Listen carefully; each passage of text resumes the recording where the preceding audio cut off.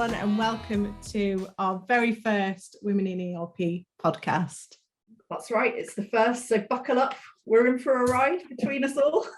But yeah, this is the only podcast dedicated to real women working in and around the ERP sector. So Steph, we've had to take that intro twice now, hopefully third time lucky. It's February, thank God. We're over the January blues. 2022. How's it going? How's your year going? I can't believe we're 1/12 of the year down already. I had all these big plans. No, I tell you what, this year's been great so far. I've kind of recalibrated from a hectic Q4.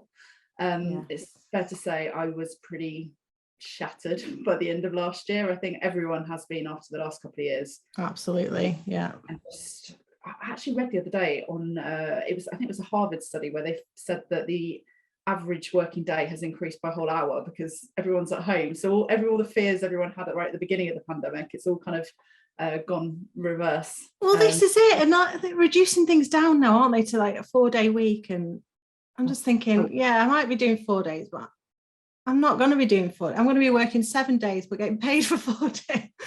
Hold on. Yeah, well, quite. But we'll get there in the end. But how about you? Yeah, it's good. I mean, we have sort of traditionally January is where you join the gym and you get healthy and fit. We don't do that in our house. We drink heavily and eat all the snacks left over from Christmas. So all good. February is where we start to, we don't have anything left. So we get healthy again now. And work sort of slowed down a bit. And it's good. We're into the good bit now, I think. And it's getting lighter. When I say that, I mean, it's still pitch black when I wake up and when I get to bed. It is. It's psychologically, it's not quite so Baltic and... Yeah, that's it. And I won I said I won an award. I haven't won an award. I'm a finalist. It's very exciting. Women in Technology Award. So to just become a finalist is wonderful. It's for Digital Star. So it's, I guess, around digital transformation and also marketing, social media, that kind of thing. So that's been really interesting. Yeah, and I met Jacqueline DeRocca, OBE. And she was quite cool. So yeah, it's good. How are you feeling about it? A bit overwhelmed, I guess. I think it's amazing. You should be so proud. Yeah. And I think whatever the outcome, just to be nominated is a fantastic achievement. Yeah, it's hard, isn't it? I mean, we were speaking before about imposter syndrome, but yeah, I definitely get that with things like this. I think we all do, but I think that's where you have to just catch yourself and kind of go, actually, I do deserve this. And you work so hard, and with everything else going on, just life, just be so throwing kids up. How much you've achieved. That's that balance, but we'll get to that later. Yeah, definitely. Cool. Okay. So just to give our listeners and viewers a bit of background about us. So I created the Women in ERP LinkedIn group last year. And that was in order to unite as many women as possible within the ERP sector, to bring us together to communicate, collaborate, just support each other, I guess. And as part of that, Steph joined and got involved, and now we've sort of united in our efforts to shape the community, I guess, for a better support of female peers and to support progression of those peers within the ERP industry. Yeah, and I think it's fair to say we're both kind of motivated to create that like full global movement, close in on that gender gap and generally, like you say, just create that community, safe space almost for women that are working within the ERP sector. And there are several of us, or quite a few thousand hopefully, but it's increasing it and also hopefully inspiring the next generation as well. Absolutely. And we're growing in numbers all the time. And when I started out in ERP, I didn't know anyone else that did it. I didn't know, it was brand new sort of thing. No. So I guess that's, what we're trying to change, aren't we? Yeah, absolutely. And I think it's just such an important focus that we should have, and hopefully we can inspire others and like I say, provide that environment where we can support and empower one another. Yes, absolutely. So let's start with a bit of an informal Q&A session, just to give our listeners, viewers, a little bit more sort of background as to who can't even speak, who we are. Who are we? It's a question I ask myself every day. Who am I? And who do I want to be? There's so many things there. This is it. Go for it, Steph. Who are you? Okay, put me on the spot. So who am I? I am Steph. I am currently an account manager at IFS, can't even say the words, who are an ERP vendor. Actually transitioning to a new role as sales manager. So well done. New job. I am the eldest of 4 girls, so I've got 3 younger sisters. So constantly, another reason why I'm quite passionate about inspiring and empowering women. And yeah, just obviously daughter, divorce, so something new. I think one thing we should say, Abby, is that we've actually never met in real life. No, we haven't. So we learn about each other as we go, which is also quite exciting. We're online dating, that's what we're doing. Yeah, so 2022. Yeah. What about yourself? Yeah, so I'm Abby, Abigail Ullman. I'm 35 and I'm based in, just south of Manchester in leafy Cheshire. I am Director and Chief Marketing Officer for ERP Dynamics. I'll just... Oh, very good plug. I need to up my game. Yeah, you do. Marketing is listening. You get a ruckload of bumps now. So we're an independent ERP software and services organisation. I'm also a wife and daughter and sister to 3 brothers, so quite the opposite of you, actually. We're literally the opposite. From a very male dominant household. What number are you? I'm 3. Interesting. Yeah. I've got my theories we'll talk about another time in terms of numbers. Middle child syndrome. That's a different one, but anyway, yeah. Oh, okay, interesting. And I also have 3 of my own, all under the age of 10, so fun and games in our house. Salute you for that, because I know that just juggling all of that. 2 of my sisters have got kids, and I just full respect for all working mothers. It is, well, you never stop. Oh, it's a battle. It's an absolute battle. I feel like I go to war every day. When you say that, I always say it's like negotiating with terrorists. When I'm looking after my nieces and nephews, I'm like, it literally is. And it's interesting watching their negotiation skills from an early age as well, and just pushing back. I'm like, wow. yeah. They're really good at manipulation. I can see it. Yeah. Especially with the dad. Yeah. So, right, we haven't prepped for these at all, but I'm going to go through sort of 7 interview style questions just to put us both on the spot, and give our community a bit of insight as to who we are, what we do and everything else, what makes us, I guess. So firstly, how did we both get into the ERP sector? So I'll start with you, Steph. You're on the spot. How did I get in? So I joined IFS coming up 6 years ago, and it was, I guess, more of a deliberate kind of decision at the time. So my marriage had broken down, and I actually got made redundant all within 2 weeks of each other. So it was kind of like a bit of a stressful time, should we call it that? And that was actually the 3rd time I've been made redundant, and I was in kind of the retail wholesale space before, and I made an absolute decision at that point to think, right, where is a safe kind of industry, or what's kind of exciting? There's a lot, secure, I guess, is another word. So I was looking at software, and kind of medical came up. Ironically, if you were in life sciences or kind of medical equipment the last couple of years, I'm sure you've had a great couple of years, but software was probably where I was most comfortable, and that's I guess where I found IFS. So I ended up kind of going backwards to go forwards. But in that time, I've progressed from coming in as at support and then moving across to sales and now sales leadership. So it's kind of, I guess I fell into the IFS side of it in terms of the vendor, but I was very kind of specific in kind of where I wanted to go. So yeah, only 6 years ago for me. So how about yourself? So 10 years ago for me. just about. I worked within, I guess, media and communications, and specifically 10 years ago, I was in the NHS and working on health and wellbeing strategies, and worked on this magazine for the NHS and events for NHS staff and that kind of thing. And I fell pregnant out of wedlock. And so my partner left, and I was pregnant alone with my daughter and had her. Difficult sort of situation at the time. I was in social housing, didn't have a lot of money, and this job popped up that I saw, and it was working for one of your partners, actually, on a part-time basis from home. So it's perfect. I thought I need to get some money together to get out of the situation I'm in.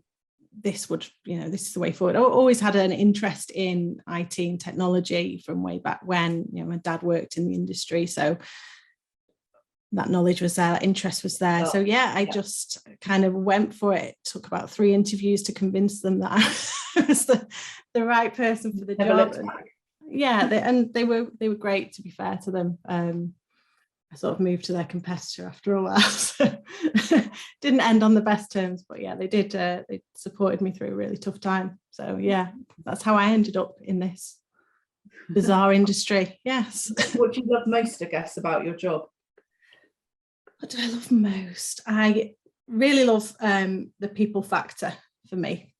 Speaking with different people every day is great, and actually the challenge of that as well, when someone presents me with a problem that they have, finding a solution. Like I'm not technical, I understand it a bit, but I can't claim to be, I can't get into a system and solve a problem, but I can find the people that can, and that's what I like to do.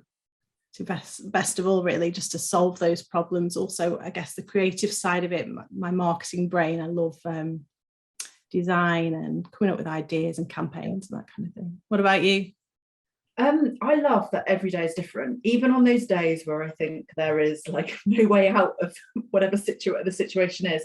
I do genuinely enjoy the kind of the challenges, but also just helping customers get the most out of their solutions and ultimately solving their problems. Like you've just said, it's so rewarding to actually be able to help someone, whether that be just through it, making their system more efficient and taking 2 hours off their day, so whoever in accounts actually has a better quality of life. It does actually, you build up those relationships, and that's what ultimately I love. Is just like you say, it's the people factor, and I think we need that as humans, and kind of bringing that empathy and kind of creativity, as you said, everything, bring it all together into one place. It's exciting, and like I said, every day is different. It is. It's been, I guess it's been a test for people like us, because we haven't been able to be around people for a while.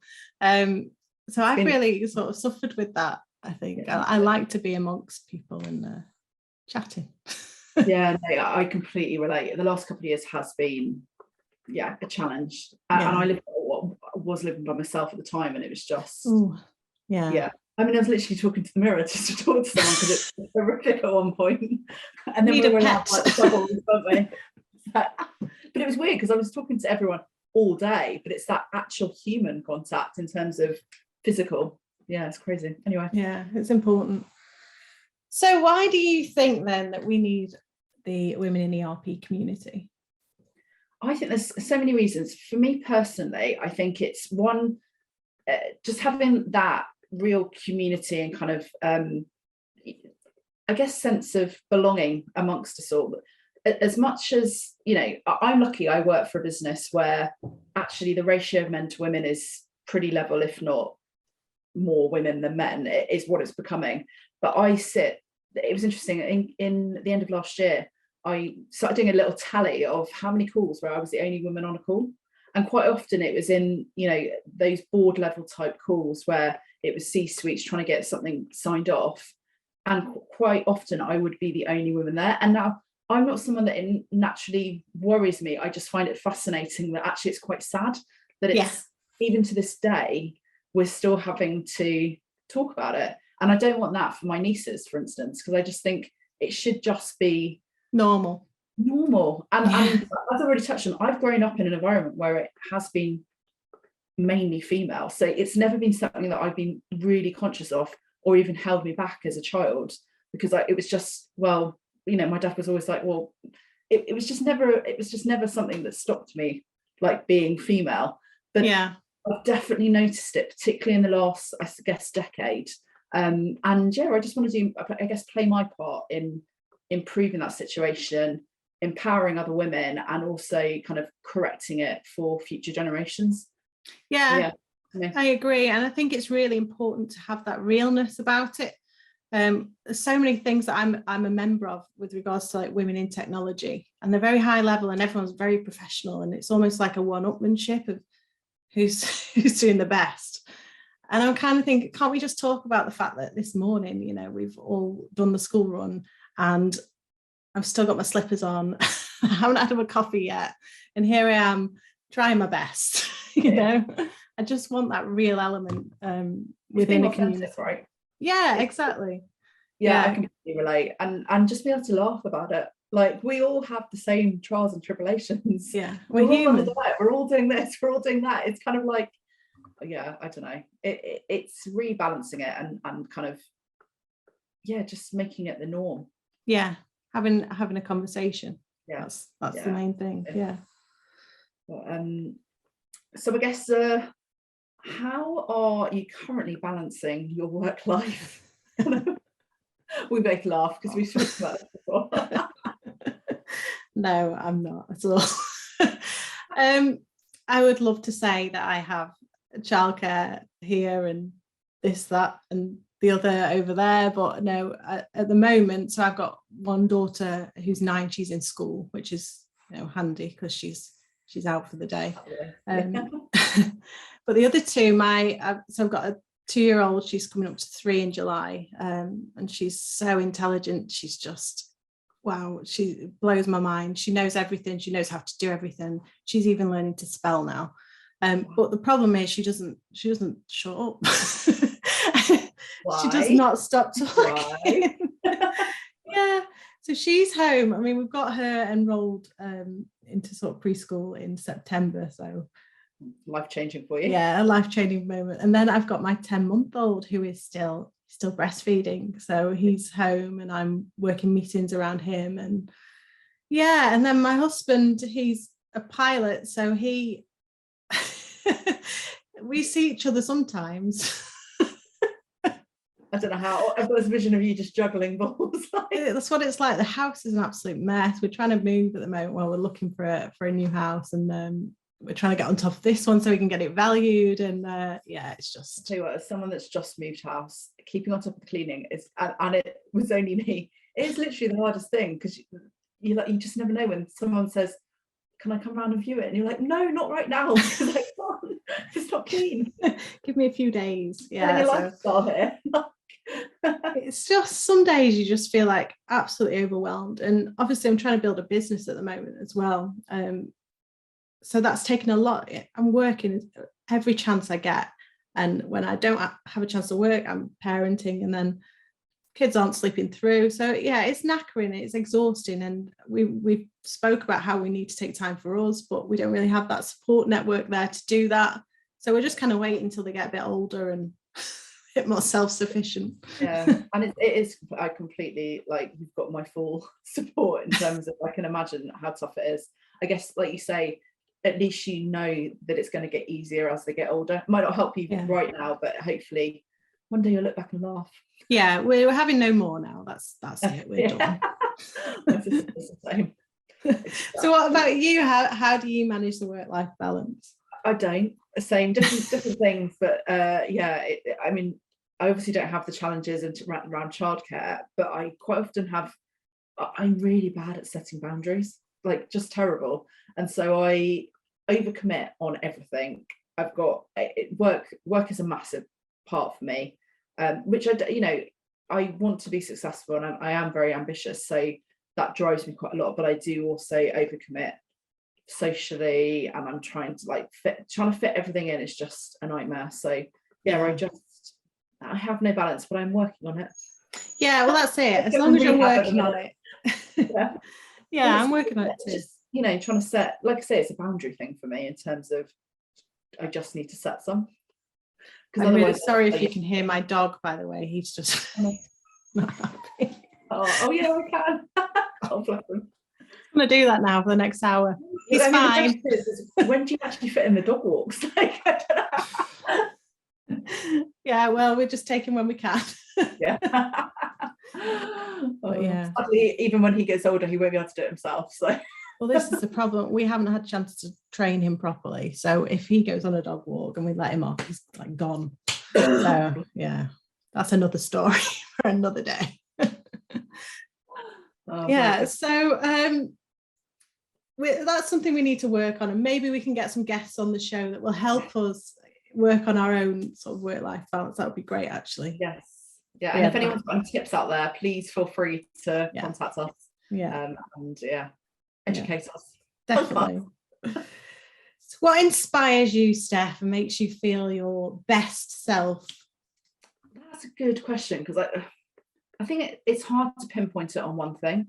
Like I've just said, I've been through quite a tough time historically, and I think what that did is kind of focus my mind a lot more. And it's interesting, where I've had a bit more, I guess, headspace over the last month, I've really started thinking about what my values are and what's important to me, and kind of where do I want to take, what next, essentially, because we can all, you get so caught up in the day-to-day that it's so hard to kind of think, what do I want to be, or what do I want to be when I grow up? It's that kind of thing.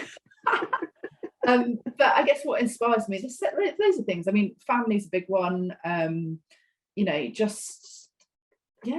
think there's lots of different elements. I find that quite a hard one to answer, if I'm honest. Yeah, it's difficult. Yeah. What about you? I guess inspiration-wise, what inspires me to keep going? I guess it's the dream of a financial stability one day. That's a big inspiration. I don't want to be working forever. Yeah, don't. I totally. I guess that's one of mine as well, in terms of, again, where I've come from to where I want to be. It's definitely a massive driver. Yeah, so that, and then I guess to make me feel my best self, this is going to sound really, really sad now. I love gardening. That's not sad at all. I love it. Something like that. Yeah, I grow my own vegetables, and I cook my own vegetables. So yeah, that's my. Well, I'm gonna have to come to you for some tips, because I finally got a garden again where I'm just moving to. So brilliant. I was thinking about, I need to grow my own and be more sustainable. Yes. So do it. It's so easy. The whole segment on that. Yeah, well, I'm happy to. But honestly, once I put my hands in the dirt, there's like a sense of calm that comes over me. Yeah, so it's. I'm glad that we're warming up a bit with the weather now, so I can get back out there and do my thing. Yeah. So, if you could turn back the clock, what would you tell your 18-year-old self? Oh God, drugs are bad.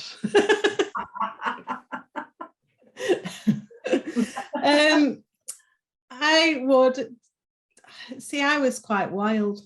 I was quite a wild child. I love that. At least you've got stories, though. It's better than just being so many stories.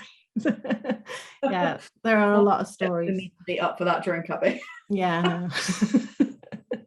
I enjoyed my youth entirely, and I think that was a good thing, because now I can't even go out for a drink. It's just impossible. So I'm really glad I did the things I did. I was a bit of a groupie. I used to hang out with bands, and I was on stage with the Strokes, and had a great time. Yeah. So I just tell her to keep on keeping on. Yeah. Love it. Until it's going to be interesting. That's going to come around when your daughter's that age. Yeah. She's not allowed to do anything. Yeah. I know what she's doing. Yeah.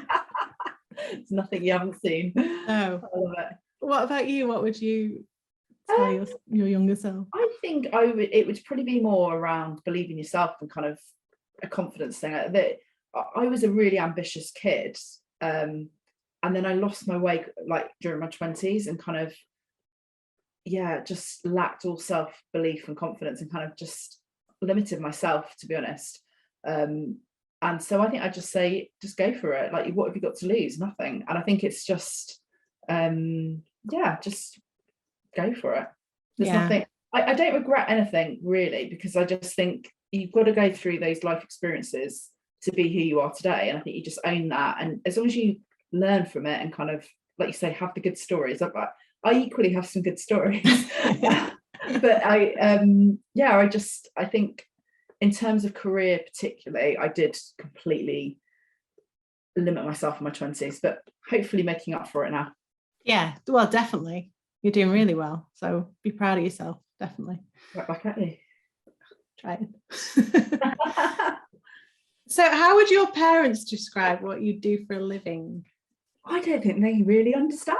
No. I think anything that involves a computer. It's funny, honestly, my dad literally calls me his IT consultant, and I'm like, but Dad, I sell software. Like, I don't know. I don't know, but why don't you, like, we could Google it, and it's like mind blown.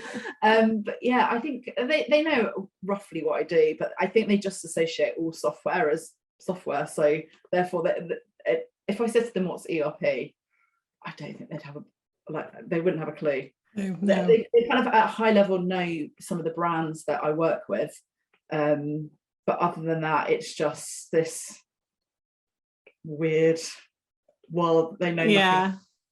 So get it. So I guess my dad would get it. Does get it, because his background was sort of engineering, technology. So he was working for AMD and Intel and all of those brands. So he's aware of the marketplace, and he understands marketing, I guess. Yeah. But I think with the kids, they kind of don't see actually what I'm doing. I think it's more about she's being a mum. So it's, and I think my mum sees that as well. And maybe that's just from their experience. Maybe they value that more than the job itself. Do you know what I mean? To be a mother is almost a bit more important to them as grandparents as well. So it's I think if you ask my nieces and nephews, they would just say she's on the phone all the time. Like, her job is just to be on a call constantly. They sometimes like come in just if they're staying or whatever, and it's funny, isn't it? Just different. Yeah, my daughter does it. I mean, she'll sit and pretend to be on a phone and she'll be like, I'm on a call. Just what they do. I actually think this kind of makes, I like the kids. I think what, aside from we're all overworking the last couple of years, it's also kind of brought that like human element to all of us. So you can be talking to a CEO, for instance, and suddenly like their child appears, but it just brings that kind of human. It's lovely, isn't it, to see that actually that's a positive, we're all just people. We all and you forget that they've got a life as well, and and it makes it less scary to speak to those people, I think, as well, because you just realize you're going through the same thing I'm going through. That's what I mean. It's kind of like we're all made of the same stuff. And you get that sometimes, hierarchies.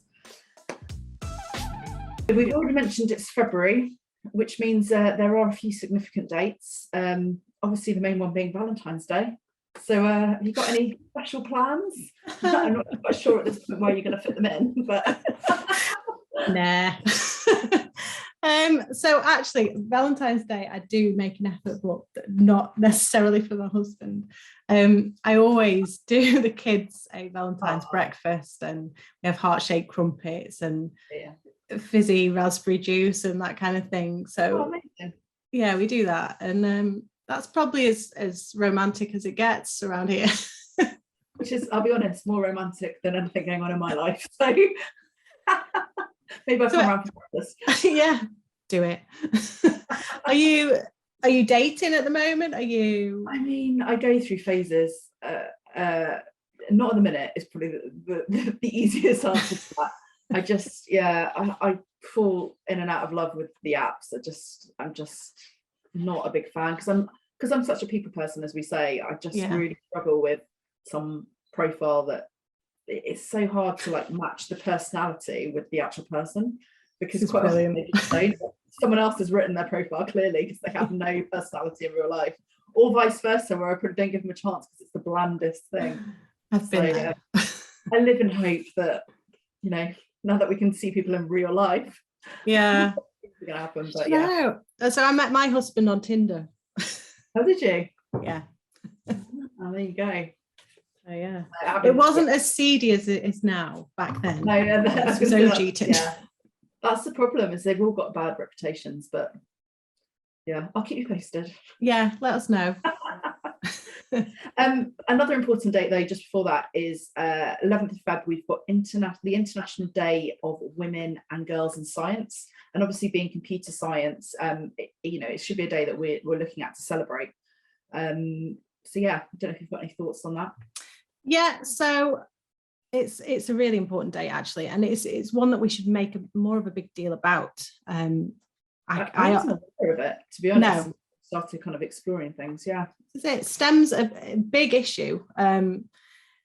It's something we actively need to encourage within schools, within communities and workplaces, you know, for everyone, you know, really, but for girls more specifically. I mean, me personally, I didn't have a computer in school until high school. Like I didn't. Yeah. And computer science obviously fits into this bracket. It's science, technology, engineering, and mathematics. But obviously, the computer side of things, we need to be maybe helping to promote that more across groups that we can access. So I guess one of the things that we could do is, you know, go into schools and give a bit of a speech about what we do and how we got into it and kind of how we are today. Just giving that sort of low level I don't know, lecture to younger people, just so that they know that this is an avenue they can go into. They may never have considered ERP as a science, because that ultimately that's what it is, and a technology, obviously. I don't know. What are your thoughts around it? No, I agree. I think, I mean, I'm pretty showing my age. When I was at school, you know, they were black and green screens, so it was kind of like there wasn't. It just wasn't spoken about, and it was very much kind of like the geeky boy that was into it was just not like, and that's very stereotypical in itself, but it was just never, I guess, as accessible. And I went to an all-girls school, so it's kind of even more kind of lower down, if that makes sense. But then I look at my nieces, and you know, they're learning about coding at the age of 5. Like, it's mental. Well, it's great, don't get me wrong, but it kind of, I mean, it's going to take them less than 6 months to know more than I know. I find this with my daughter. It's great. There's definitely more options out there now, and we just need to keep pushing it. Yeah, I think, you know, raising awareness constantly, I think, is, you know, it's doing our part, and I think we absolutely are moving in the right direction. But there's still a lot of work still to do. Yeah, I agree, and I think one of the key ways of doing it as well is to make it enjoyable.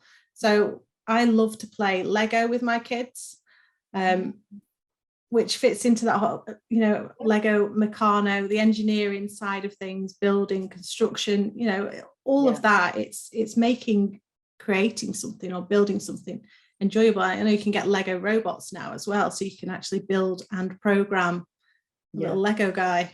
It's amazing. It is amazing. I think the more we can do that, the better. Yeah, and there's just a bit of a shout out to a community that is out there for anybody that wants to get involved in promoting STEM, the STEMettes.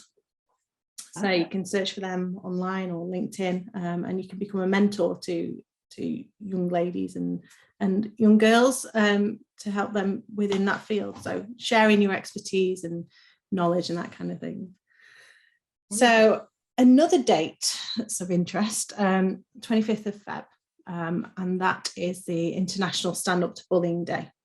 And I think this day is really important to recognise, as it's not just about those in-school bullies. It's recognising a real suffering that many of us go through throughout, you know, at points in our career and lives, the workplace, online, and so on. It's awful, and it happens way too frequently. I've been subjected to it at school. So I, for a small amount of time, lived in America. And I used to have this guy that sat behind me in my science class and used to pull chunks of my hair out. He never spoke to me. He just used to sit there pulling chunks of my hair out. And I never told anybody. I was so frightened, like why he was doing that. And never dealt with it or anything, but it's always bothered me as to why he was doing that. I know now, I'd speak to some people that still know him, why he behaved like that. He was dealing with his own things at the time, but I just kind of suffered a little bit in silence. I was frightened of going to my science class because this guy would pull my but that's, I mean, people experience far worse than that. I guess you go I was going to say it's quite an interesting one. Quite often it is the bully's own shit, which is why they're bullying you. I equally have also been badly bullied like before, and it is always something that's going on in their life, which doesn't make it any better. But I also, as an adult, I look back and just go, it's actually really sad. Like, you need to get to the bottom of what's going on with you. Like, I just don't tolerate it at all. I find it, it's just not acceptable in today's world, in my view. It's not. Or any world, but it isn't at all. And I guess as I got older as well, I've experienced it several times in the workplace as well. And with that, it tends to come from, I guess, people that want to progress faster than they are progressing. A bit of frustration there. I've even had it from sort of senior members, my managers. If I wasn't performing to the way that they'd like me to perform, I'd get berated and shouted at. I've had some horrendous experiences in that regard, and I'm sure it's shared, across the group. Do you think as women we get bullied more? Do you think it's I don't know if it's a more. I think we're more susceptible to it because, in some cases you're seen as kind of, and this is traditional, kind of the weaker sex or whatever. It's easy for an insecure male, I guess, to kind of push that on. But I don't think it's a male female thing. I think it's just a bully non-bully thing in terms of, I think we either quite often they've got similar traits, I think, and I think it's, like I say, it's just not acceptable at all. And if I saw it in, I guess, my team or in the wider thing, now I've kind of, I guess, grown up, if that makes sense. And I've got more confidence, I'd call it out.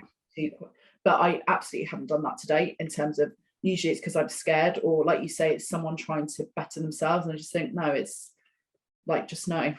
In the past I've just sort of gone, okay, you do what you're doing, that's fine. But now I think I'm in the position where I'd definitely call it out.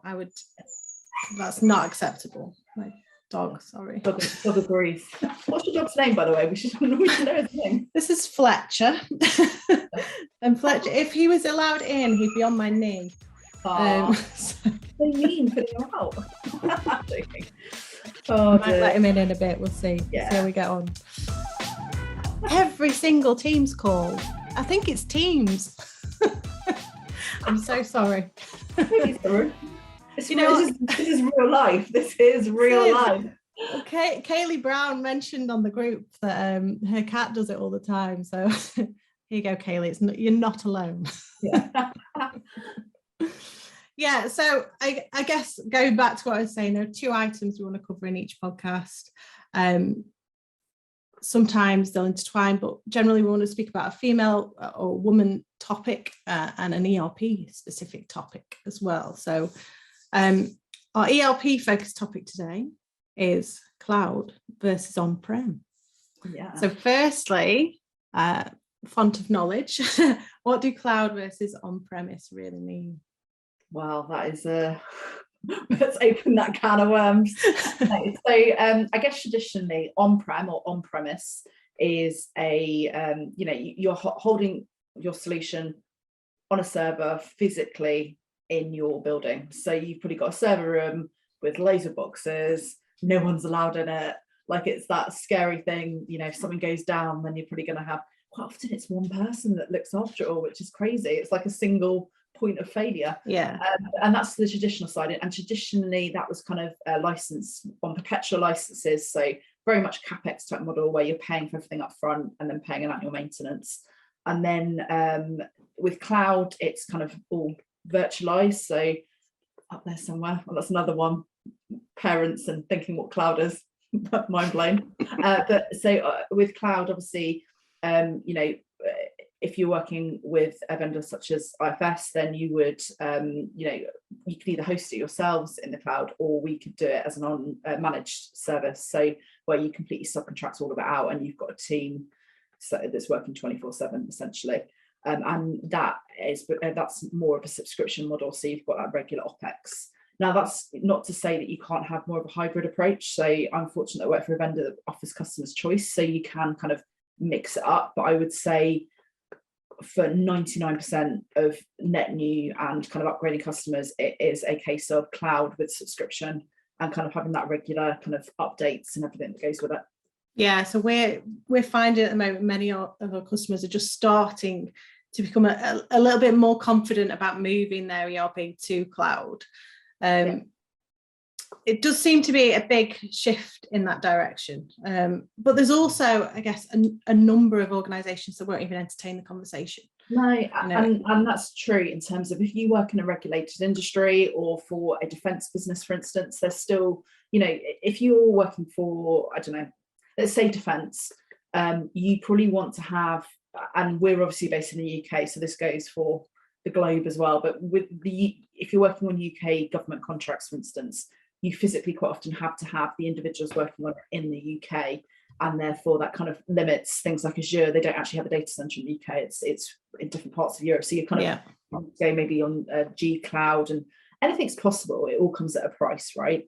But there is that, in certain businesses, there is that fear of kind of, you know, security. Yeah, that's it. It's the security element, isn't it? I guess on premise there is a major benefit that, you know, to the security side of it, and end-to-end security should be the priority for every organisation, regardless of industry. Go on. Yeah, I was going to say, but security-wise is not, like, I would say ERP per se is secure, you know, providing you're on up-to-date supported solutions. It's not the be all and end all in terms of being on-prem or cloud. Like there is definitely a choice still to be had.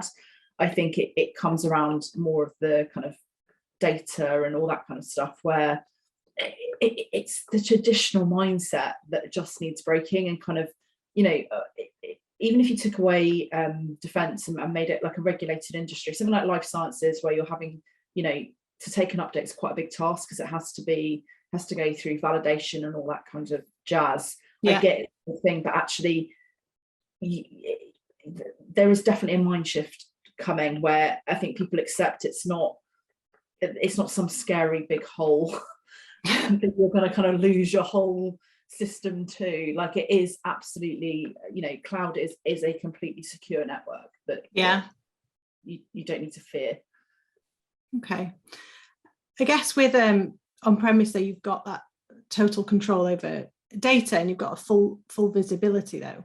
You can control who has access, you can see sort of where they are in the system, what they're up to, what they're doing, kind of thing, and everything's traceable, and you can update and you can upgrade at your own discretion. You know, errors are traceable, and you can cut off any dodgy behaviors immediately. So is that the same with cloud? Because I guess some of our customers are fearful that if it's held in a data center, which is not their organization, you know, and it's overseas, how many layers have we got to go through to get to that kind of thing? Yeah, no, you've still got all that auditability. So it's not a case of, you know, like I said, it's not some black hole where you don't know what's happening behind it. There is, you know, certainly in my experience, there's better change control in a lot of instances. There's better kind of, I guess, security and access issues because we lock it down. Like there is no Joe in accounts hacking system at the database level, which it can, you know, that does happen, and I've certainly seen it. And actually, that one thing they're doing that I think is a really simple script that they're going to run because they made an error actually takes down the whole system. But, you know, you in some ways you're much better being in a secured, controlled cloud environment where you haven't got access to the database to kind of do your own thing. Yeah. No, I guess you're right. It is a bit of a game changer, isn't it? And I guess with regards to mobility as well. they do provide that seamless user experience, and everything can be tied in. Ancillary softwares and so on can all be connected because of the cloud. And for many organizations, allowing employees to log onto the ERP remotely. We've seen over the last couple of years that remote working is, the way forward. And we've both spoken to the same customer this morning, and he was at home.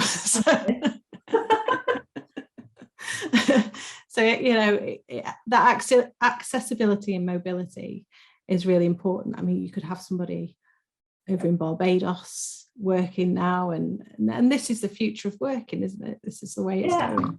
Absolutely. And actually, that's one thing that really has come to the forefront of a lot of people's minds over the last couple of years, because I've got customers that are on sort of 15-year-old systems because they've been scared of upgrading for a lot of the reasons we've kind of said, and other things, or just not wanting to spend the money. And actually, when they suddenly had to revert to working from home, they couldn't log in easily. They couldn't access their data.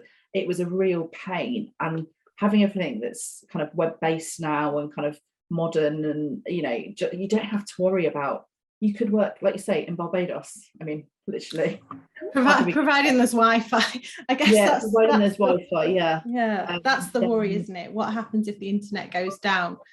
Yeah. Does that mean all your operations go down? No, not at all. It's all still there. It's just you need to sort your Wi-Fi out. It's not a case of, you're right. It relies on good quality kind of connections, but that's not the ERP kind of responsibility. That is totally a network issue. Yeah. So are you finding now that there's more of a conversation towards cloud? 100%. It's very rare now that you have a customer that wants to go on premise. Even with the regulated type customers, defense customers, it is very rare they want to go cloud. They don't want to go cloud, and it's very rare that you want to go kind of perpetual. Everything's subscription based, and there's that shift of outsourcing everything. Really, there's very few that want to have that single person that fixes things. Do you think? Do you think there'll always be a need with regards to the defence sectors and I guess financial institutions, banks and so on? Yeah, that's true. For on-premise? Or do you think that eventually everybody will jump over to cloud? The trend is everyone will move over. It might just take some organisations a bit longer because they're just kind of stuck in their old ways, but I'd be really surprised that, in 10 years' time we're even talking about on-premise. I think it will all be cloud. For sure. Yeah. Maybe I agree. I think it's more than a trend now. It's just the norm. Yeah. And no one talks about cloud first because it's just cloud only. That's it. And I guess when we're developing software, which is one area we're sort of getting into now, we are thinking about ERP as a cloud solution. And the development is being done around that. So I guess when all these ancillary technologies go to that level, if you're staying on premise, you're kind of stuck as to what you can do. So you're almost going to be, you either get ahead of the time, so to speak, or you're going to be dragged up. No, absolutely. I think that probably wraps up our first podcast. What do you think in terms of? Yeah, I think so. I think we've done okay. I think. What do you reckon? I don't know. I'm a bit nervous about the feedback we're going to have. Please be nice. Yeah, be nice. We will hopefully have some guests coming on to the next one, which is in 2 weeks' time. So yes, and if anyone, I was going to say, if anyone wants to get involved, please feel free to reach out. Come and save Abby and I from ourselves. Yes. And if you've got any topics you want us to discuss, but don't want to be kind of actively part of, let us know, and we'll happily have the conversation. Yeah, exactly. You can reach us on LinkedIn, or there are various ways of getting to us. We're just building the website at the moment, so as soon as that's up, I'll let everybody know over on LinkedIn, and then you can direct contact us. Cool. Okay, so I'll let you go, Steph. I was going to say to you, but yeah. I have to. Fab. Well, it's been great catching up. And until next time, I guess it is. Speak soon. Bye.